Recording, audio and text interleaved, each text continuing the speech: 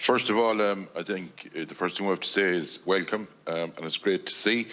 I've daughters myself, and I tell you, anytime you need a hand, sometimes to be out quicker helping you than the lads. But the one thing you talk about the cap going forward, has the mentality, and I presume that I'd have looked into a bit of this, Hannah, that I think that the reason that there's more numbers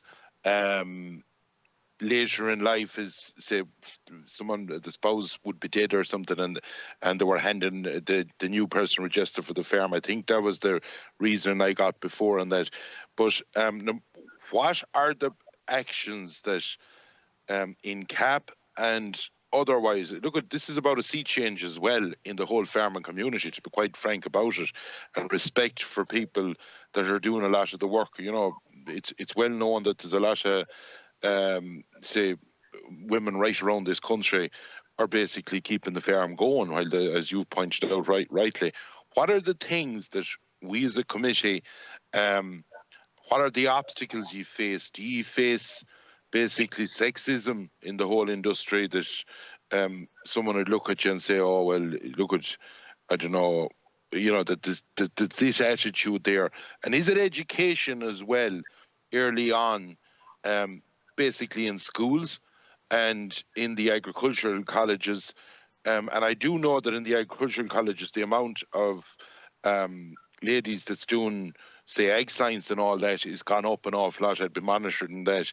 But what are the steps that we need to make sure? You talk about 25% to 2030 to achieve that. You can have goals, but we need to make sure that we get a level playing field, basically. And what are the things we can do for the people that own farms, that they give a fair chance to the daughters or nieces or whatever on the farm? Thank you.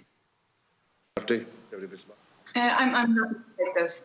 Okay. Thank you both for your questions, and as well, because they give me just a chance as well to kind of clarify or point out some areas. So Deputy Carthy is totally right in that, unfortunately, a lot of the support measures that were originally there for women in CAP were dropped, but we do still have some fundamental areas in the legal text of CAP to give us a foundation to go forward. So if anyone looks at Article 6.h, that specifically says that women have to be supported in the next Common Agricultural Policy. So everyone knows on the committee then that comes down to the member states and how that's articulated. So that's part of our mandate here as to how we think it should be worked out, or how we envision it'll work out. Then if we look at the Department of Agriculture's own SWOT analysis, just to come back to Deputy Fitzmaurice as well, in terms of it references cultural bias. That's the phrase that they use in terms of favouring men over women when it comes to land inheritance.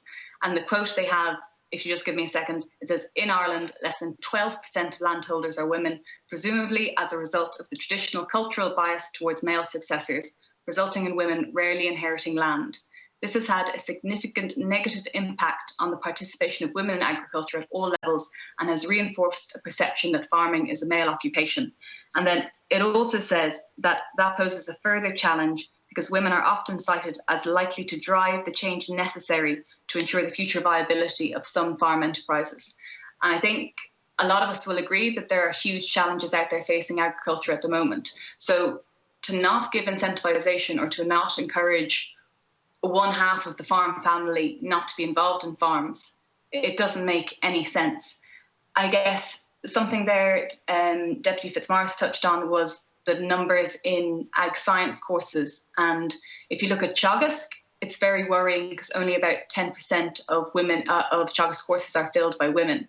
If you look then at UCD, there's definitely a higher proportion where it's a 50-50 split. But then if you listen to Professor Monica Gorman on Countrywide a couple of weeks ago, she'll tell you that the majority of the men are going into primary agricultural roles, such as dairying and that kind of thing, when it comes to specify it later on in the course. But women are going into more innovative roles, or innovation roles, because they know that they're not going to inherit the land. And to me, that's really scary, because it goes back as well to agriculture facing all these challenges. You know, we can't spark some kind of brain drain here at the minute. We need young men and young women coming back to farms to face all those challenges.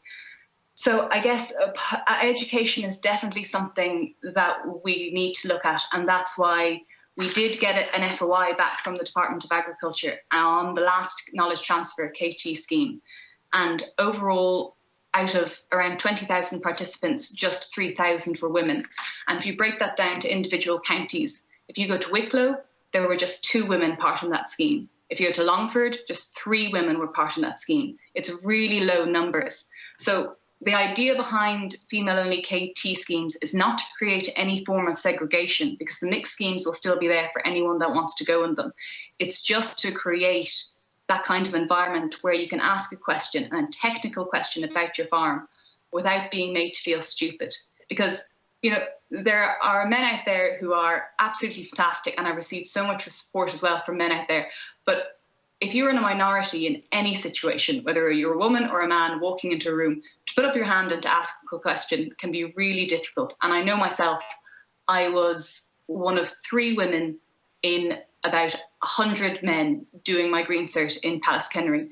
And as supportive as the management were and as supportive as the teachers were, I hated asking questions or putting my hand up, because the lads would be there either trying to take Snapchats or just, you know, they'd be staring you out of it.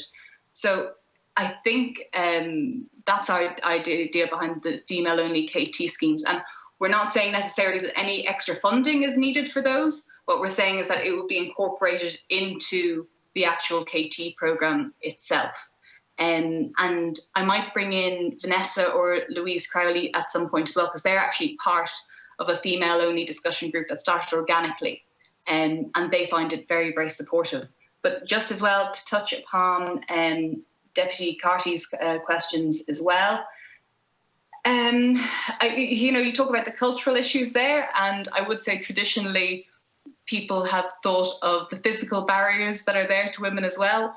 But my tractor outside does not know if a man or a woman is turning the key in the ignition. And I am a beef farmer, but I have been known to milk cows in my lifetime as well. And I can tell you that when you come down to it, the buttons on a milking machine and the buttons on a washing machine are not very different. And anyone who says differently hasn't turned on a washing machine in a while. So the physical barriers that were there aren't there anymore. So that can't be used as an excuse. And I guess a big part of the partnership tax credit that we're thinking of is it does work similarly to the succession tax credit. So it runs for a 5-year period, and it's there basically to encourage bringing on women over 40 who are there on farms already, who are working on farms already, to bring them in a formal capacity. And this not only will give them the recognition that they deserve and that they need, but work has been done as well by my colleague Vanessa, who's the ICMSA rep, and she's looked into things like the McKenzie report, that actually farms and businesses become more economically viable and more economically productive when a partnership is in place. So it doesn't just make sense in terms of an inclusivity factor, but also makes sense in terms of an economic factor. And actually, if Vanessa is there, she might actually just share why the female-only discussion group, she finds it beneficial, and she might just share some of those thoughts on partnerships. And she might just give us a little rundown as well on, you know, her background story, because she's a Limerick native, but she's ended up dairy farming in County Cork. So if Vanessa is there, I'd welcome if she could come on and just share some of her thoughts around that. Vanessa? Can I come in there, Cahirlach? Yes, Vanessa, yeah. Walk away, Vanessa. Thank you very much. Thank you all for being here today. I am, as Hannah, a representative from the ICMSA, a full-time farmer in my own right. I'm very my circumstances would be that I'm not from a farming background. I took a course as a secondary school subject, and that sparked my interest in agriculture. I was in my class. I have to do a year in ag college, and then farm apprenticeships for apprentices to be trained to be farm manager, and that's how I ended up here in Cork. I didn't have any bias because none of my family, I suppose, were in farming, so they didn't see any up. It was, if that's what I wanted to do, it was a problem. And at the time, through the farm partnership over in France. And when I was doing that course, that was my intention, because it wasn't an option for partnership here in Ireland. And that was the most interesting thing. And if I wanted to continue in farming, that's what I was going to do. As it would happen, I would meet my future husband was at my first farm that I worked on. And we're here. So I have the qualification of farmer, and I had the full running of the farm. I was very supported by my husband. He is 100%, supports what I do, because he can see I can do the job. And my mother-in-law, my father-in-law had no issues in handing over to us, because we were enthusiastic and we were, we had that energy of youth and, to succeed at what we were doing. So I come from this very positive background. Not every woman has that. Now, as time would move on, I would have occurring. I wasn't able to attend my farming organisation meetings. Back then, because you can't do everything. You can't put yourself forward, and I suppose maybe that's the reason why women haven't put themselves, because they have so many other things to be doing. Now, if we were to look for a solution at present, when you look with what happened with COVID, and now that we are all able to get on here, do we have an opportunity here to use on platforms to have our meetings to get more women involved? So a woman who has children, has an interest in farming, and would like to be part of,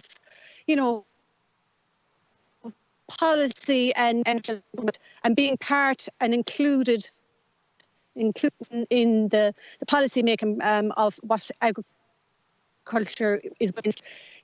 Is there an opportunity there for things like that?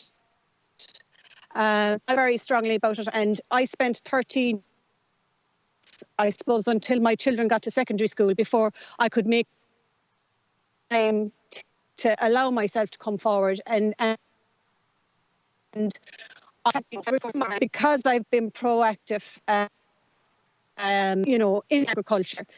That isn't there for every woman, and every woman has a very different story to tell. I worked on the farms where the husband and wife, were my master farmers. A family was able to be reared on a farm with both partners living on the farm. Because the price of the profit and loss we're here, we now have to have one person working away from the farm. So that next person who's on the farm under pressure. There are so many factors and so many stages of life that you face, so many obstacles as a woman. Things, I suppose, that if there's a majority of men in making the policies, you're not going to be able to, because our voices have been forgotten. We've been appreciated by our husbands or our partners. But if we are to have everybody on board and to move agriculture forward, we really need to get going on this. Okay, Vanessa, thanks very much.